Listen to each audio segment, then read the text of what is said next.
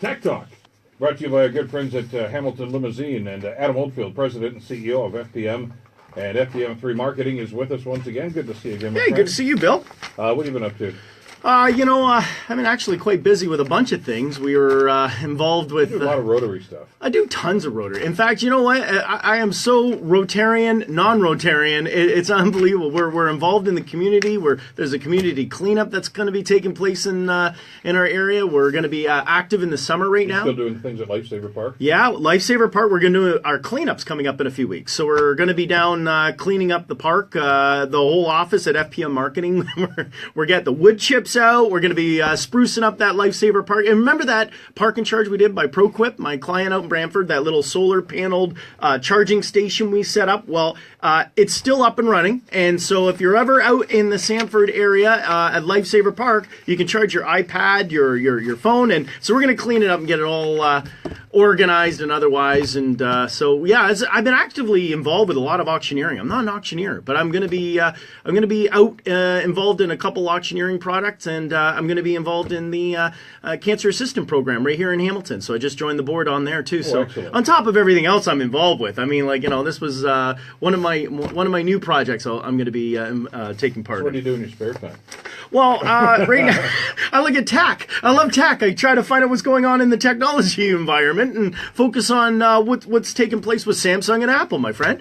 Well, before we get into that, let's talk about the Illumina Bowl. Oh, come on. This is amazing. You know what? How many times do we all go to the bathroom at night? You're walking downstairs. You get inside. Where's the light? You don't want to turn it on because you don't want the light to glare in your eyes. And you're like, is the toilet seat up or down, right? Well, now there's a little device you can easily... This was on Dragon's Den. This was not that everybody's got time to watch Dragon's Den, but there's a little light component that has a sensor. So when you walk in, it will actually turn the lights on and give this illuminate effect inside your toilet bowl. You can change the colors. You can put a disco rave going on. It's got light, just a little light. It's not glowing, so it's like blaring in your eyes as you're going to the bathroom, so to speak. But it does make it a little easier to find where you have to go at 2 a.m. in the morning. This is not a bad idea. It's a great idea. It's a phenomenal idea. No more stubbing of toes. No more like, oh my God, how many yelling at 3 a.m. Why'd you put the toilet seat down? Now you can see it in nice, vibrant, beautiful colors. It's like looking at Niagara Falls in the summertime at night. With a much more practical application. Yeah, it brings a little more ambiance to the moment, yes. Well, there you go. We talked about driverless cars and what's been happening. You mentioned Tesla and a few of the other brands around here, too. Apparently, there's some really innovative stuff happening in the UK. You know what? The UK is a leader when it comes to autonomous driving, electric vehicles, and really trying to implement it into the community. We've heard about it in the States. And you know what? Not to digress in the States for a moment, but in San Francisco and Pittsburgh, a lot of these vehicles are basically having some challenges, meaning accidents. Uber is actually now been pulling their vehicles off. In England, though, what they're doing is they're starting with the public transportation, which is the smart way to do it. Like, we're talking buses. Now they're migrating into the car sector with self-driving cars. So by 2019, they want to have it set up to have autonomous buses to transport from London to Oxford. And so you'll be able to actually get on a bus, pull up to the station, get on the vehicle, and feel safe getting from London to Oxford. And that's, 2 years away? That will be fully implemented. By the way, for those who talk about what's happening here and the provincial government here in Ontario, for instance, trying to move us all into these sorts of vehicles and say, those left-wing wackos, this is a conservative government in the UK. Yes. It has been for the last, 12 years, I think now. I believe so, But they're yes. investing in this technology because they see that this is the way of the future. Very much so, and aggressively investing in it. And, I mean, what you can see right now with regards to their whole development, we can see a lot more. 30 months, folks. I mean, when we talk about that's down the road, and, we talked about flying cars in the last Tech Talk, and now you can buy one. Of course, it's like millions of dollars, but at the same time, this is not 50 years away or 20 years away. We're talking less than 5.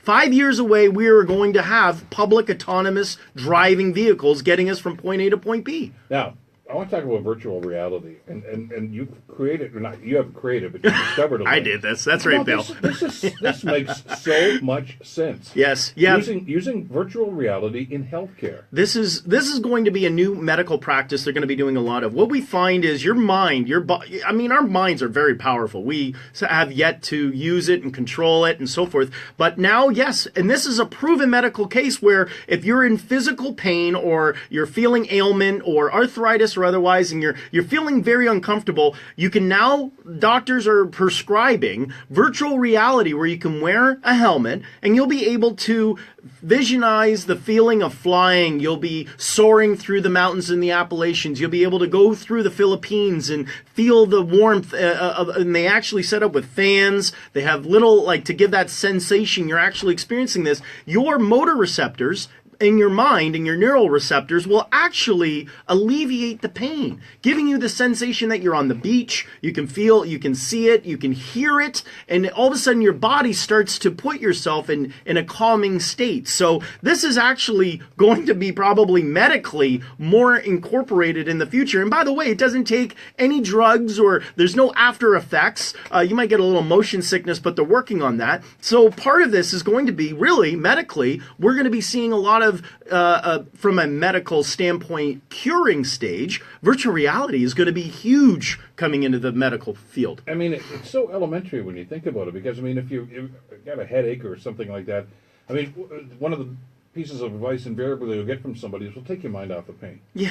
Think of something else. This makes you think of something else. In other words, it takes your brain away from concentrating on the fact that your thumb hurts, yes, and you're off someplace else. Well, you know what? I like to use the example of, when it was minus 40 degrees outside. I mean, just yesterday, as an example, it was 16 degrees in Hamilton. I drove to Brantford for an event we were doing for a gala for one of my clients was up for an award. And as we're driving to Brantford, it's 27 degrees. And I mean, it just brightened my day. I don't know what it was about the warmth and the feeling of the windows down. Well, all of a sudden I felt this sensation of like, you know what? My day isn't so bad. The CRA can wait. I'm in a good mood. I don't got to pay my taxes. I'm having a wonderful moment. Now, yet, when I was leaving the city, I was grumbling and, oh, it's cold and I got to chill. You know what? Those little things, they add up. And I'm sure all the listeners out there can obviously agree. You know what? Just that feeling mentally you're in that moment is going to put you in a good state of mind. And by the way, you do have to pay your taxes. Okay, all right. Well, thanks for bringing me down this here. Week, by the way. Downer. There you go. Why do I come on this show? He's grumpy again now. Drones. Let's talk about the way these things have evolved. You know what?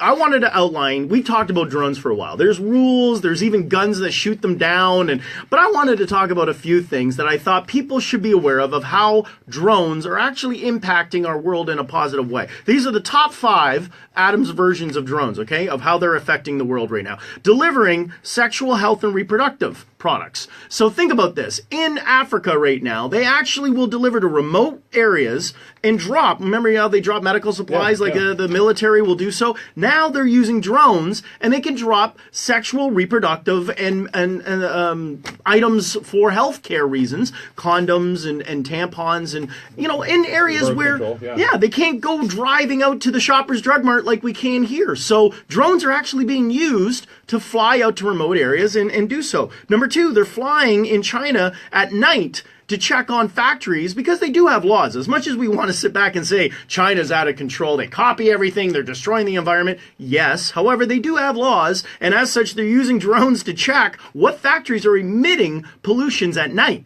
And they fly around and they can actually check on them. Number 3, in Dubai, talk about strict on littering. They have drones flying the beaches, the streets, and you do not even spit gum on the ground, or you could be caught and charged. And as such, drones are now surveilling the area in Dubai. Number 4, humanitarian aid, where we see situations where war-stricken environments, they're now using drones for sending in water, supplies, support, very similar to what we talked about in Africa. And number 5, anti-poaching and curbing wildlife. There is it's unbelievable to think that there is still an issue, even in Canada, where there are poaching and they're hunting in areas without a proper license and doing it because you're in a remote area, but they're used for safety reasons for rangers in the canyon, but also taking a look that, our wildlife is protected. So these drones are actually doing a lot of good out there. They're not just a bunch of kids flying around, kind of zizzing and whirling away, and they're not just used for the authorities. How expensive are they, though? I mean, because, we've talked about, what was that, Enemy of the State? Remember the Wilson? Yeah, that's right. Yeah. Where he was actually being tracked from a satellite. That's right, yes. He was trying to get away from the bad guys. And you figure, well, come on, there's nobody going to use a satellite for that, to check about poaching or something. But drones are obviously a lot less expensive option for them. For less than $1,000. See? All right, less than $1,000, about $785 if we want to get technical. You can get yourself a 4K camera on top of a drone that can go up to 1 kilometer in distance. So it does work. Yeah. No wonder they're using it corporately now. And obviously in Dubai, too. Absolutely. It's a matter of time until police services start using these things, too. Well, I think they already are, and I think we can see that they're trying to survey. But again, we have other areas such as, 1,000 drones all flying around at 1,000 kilometers in the air. Creates a bit of an airfield and creates a bit of a buzz, literally a sound buzz. So, it's going to be a growth area when it comes to drones, but I just thought I would bring it up because we hear about drones. Where are they using them? Why do they exist? I thought these were pretty cool things that we can see them in action. All right, you guys are going away on a trip pretty soon. Talk to me about TravelMate. You know what? This is the best thing since sliced bread. For less than $400, you can have a little suitcase truck around behind you. As long as you got your smartphone, your smartwatch, you can now connect your $399 TravelMate is what it's called, and this is amazing. It's got a little LED light that goes around it, and now it will follow you as you walk through the airport. No more lugging, dragging it behind you, feeling your arms. Chiropractors will be a little upset because they won't be able to, tend to any of these extra customers, but TravelMate now will follow you up to 1 meter behind you as you walk, and if someone tries to grab it, snatch it, run away, an alarm will go off, and you can now indicate, has someone tampered with my suitcase? Yes, they have, and they're running in that direction. It's like your little R2-D2.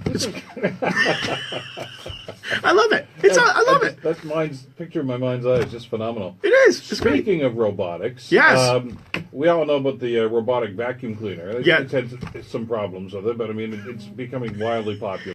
Yes. This only stands to reason. You knew this was going to start happening. Now they've got the robotic lawnmower. Well, this was for you, Bill, because you and I have spoke on many times that we have talked about putting together options of making your life that much easier. So a robot lawnmower was something that has come out, and Honda came out with this perfect chore saver.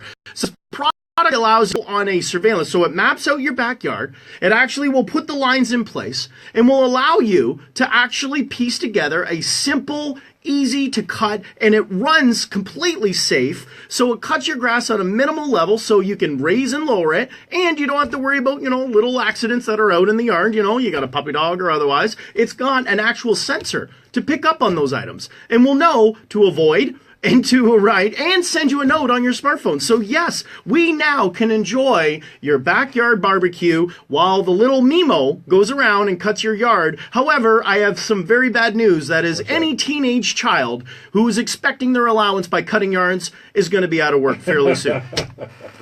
This is a phenomenal idea, and especially the fact that they've got that sensor. Because I mean, I read this after you talked to us about this and sent this over to me, and you can actually program this thing to go on at night.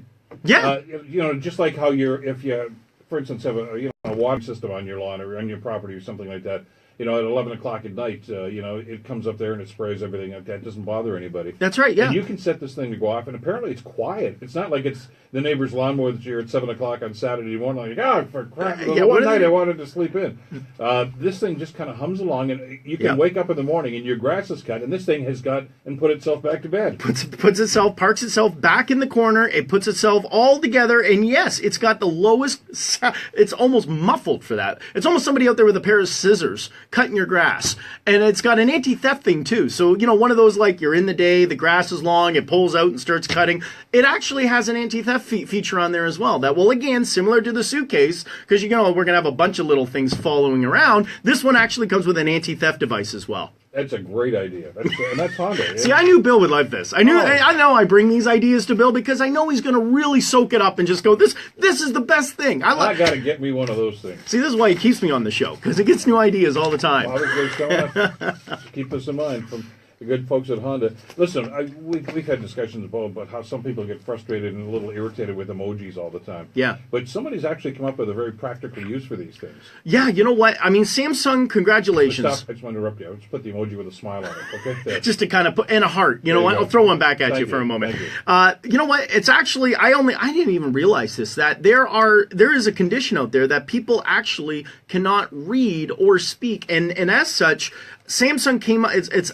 Am I saying it right? Aphasia, I think, is what I believe the disease is referred to as, and that's where people have a challenge digesting written words, being able to speak. So I guess aphasia, yeah. Aphasia. Thank you. So this is something I read about, and then I realized when Samsung came out with this new app. And it actually will take all your sentences and create an emoji. So think of it as sign language in text messaging. So you can actually speak with someone with this disorder or otherwise, and you'll be able to communicate. And it will put words like okay and the thumb and the finger and the hearts and the all of these little icons we can see, and we use them for fun and maybe kind of poke at a few different things. This is something of which we look at and say, okay, now we can offer anybody with a disability in the future. The bottom line of this is going to be nil. There will no longer be. The word disability is going to be completely wiped out of the map at the rate we're going at. It's a communication tool. It is. For somebody that wants to say, like you say, okay, a thumbs up.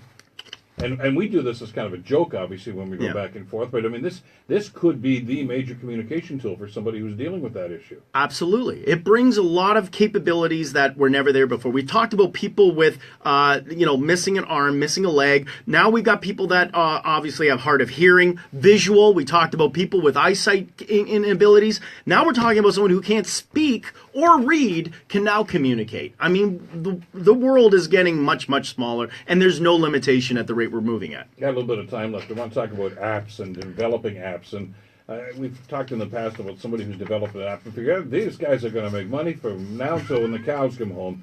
But there's a shelf life to some of these things. You know what? The shelf life is simple. We can see technologies advancing. We have the S8, the Note 8's coming. The iPhone 8 is coming. The iPhone 10's already been talked about. And you know what? One of the challenges we are talking in respects to lifestyles in the games of which we play. For example, this time last year, it was probably a month from now, 2 months, July, Pokemon Go came on the market. Everywhere. $50 million they made. Banging into each other in parks and everything. It was going to change the world. It was going to revolutionize business. People were going to be using augmented reality, and Pokemon Go was about to set the stage. Well, it's changed, and Pokemon Go is not as popular as we thought. And if anyone you see walking around with a phone trying to catch a Pokemon, they're not as abundant as they used to be. So what happens? You know what? Our shelf life of entertainment value has dropped. And as such, we can see it. And in the apps and the programs, they are constantly having a shelf life of excitement for a matter of 1 month, a shelf life of 30 days, Bill. I mean, before we go, well, that was fun. We did it. It's over. Okay, move on.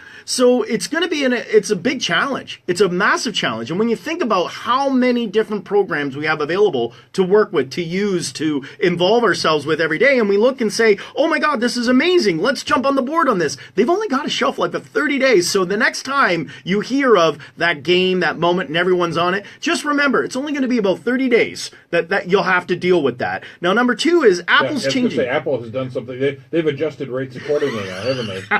And following from the fact that you're not going to be more than popular for a month, Apple, this is huge. I mean, like, think about this and I've talked about this before. If you're going to get involved and use social media or Apple or Android or Samsung or whoever, and you're going to base that as your livelihood, meaning I'm going to build an app and I'm going to put it online and I'm going to make my living off of this. Well, they control the rules, folks. They control everything. And so everything with a license agreement, Facebook, all of these, they're all controlling how and what you make. And as such, Apple just took the percentage without warning. There was no in 60 days, in a month. No, it was as of Friday, you were earning 7%. You now earn 2.5%. Well, can I? No, there's no can I. Okay, moving on. Thank you for using Apple. So this is a big shakeup, in my opinion. Like, we're talking a massive 5% is gone, 4.5% gone in a matter of, you wake up in the morning and go, boy, it's going to be a good day. We got a great sir. Yes, we lost 4.5% on what? On everything. On everything. Why? Well, Apple says we only make 2.5% now. Welcome to your 15 minutes of fame. The end. And prices adjusted accordingly. Tech Talk, we do this every Friday, 11:35 with Adam Oldfield. Have a great weekend. You too. Brought Thanks, to you, Bill. of course, by Hamilton Limousine.